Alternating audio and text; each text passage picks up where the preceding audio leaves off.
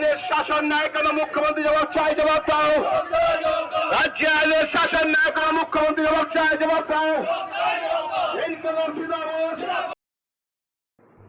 চরিলাম বাজারে 30 November BJP ও CPIM রাজনৈতিক সংঘর্ষে খুন হয়ে যাওয়া সিপিআইএম কর্মী পরিবারের পাশে ছুটে এলেন শুক্রবার সকাল 11টায় রাজ্যের প্রাক্তন মুখ্যমন্ত্রী মানিক সরকার, বিশালগড় বিধানসভার বর্তমান বিধায়ক ভানুলাল সাহা, সোনামুড়া বিধায়ক শহীদ চৌধুরী, রাজনগরী বিধায়ক সুধন দাস, খোয়াই বিধানসভার বিধায়ক নির্মল বিশ্বাস সহ বিশালগড় মহকুমা সিপিআইএম কমিটির সমস্ত সদস্য সহ এলাকার সিপিআইএম কর্মী সমর্থকরা দীর্ঘ সময় পরিবারের সঙ্গে সিপিআইএম কর্মী শহীদ মিয়ার পরিবারের সঙ্গে শোক ও সমবেদনা জ্ঞাপন করেন। পাশাপাশি দোষীদের কঠোর শাস্তির দাবি জানান।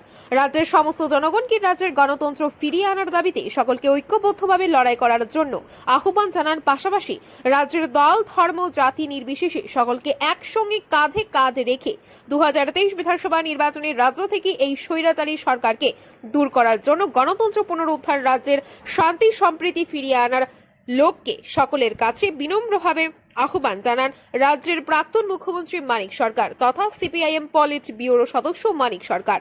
রাজ্য সিপিআইএম প্রাক্তন মুখ্যমন্ত্রীকে কাছে পেয়ে কান্নায় ভেঙে পড়ে মৃত শহীদ মিয়ার পরিবার।